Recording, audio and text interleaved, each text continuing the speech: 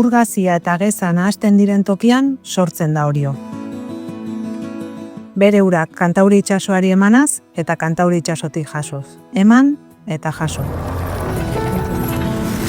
Gure inguruak eman digun hortasuna. Gatzak bustitako azala, agurtzen ez den indarra. Ontzioletan, balearrantzan edo taparrien bueltan puntakoak izatera iritsi arte. Komunitate oso baten arrakasta. Orainetik geroa irudikatu dugu, berrasmatzen dakien herria gara. Nola bizi, nola partekatu, nola eraiki denon etxea.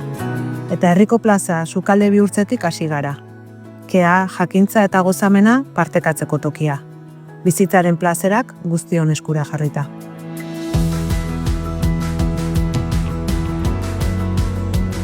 Sua menperatzen ikasi dugu, eta orain ondarea partekatzea dagokigu. Garai batean gizonen eremu zirenak gaur guztionak dira. Emakume, etorri berri, haur eta gazteenak. Sua zaintzea guztion erantzunkizuna baita. Sarea dugu babesleku eta sostengu. Saregileak izan ginen, saregileak gara. Gure sareak zabaltzen dizkiogu aniztasunari, zaintzari, bizitzari. Orion bizitza askeak ditugulako plazer, eta plazerean garelako aske. Herri kohesionatua sukaldatzen dugu, sugeldoan, begirada luzez. Eman eta jaso. Jaso eta eman. Herriok Kantauriri, Kantaurik herri hori.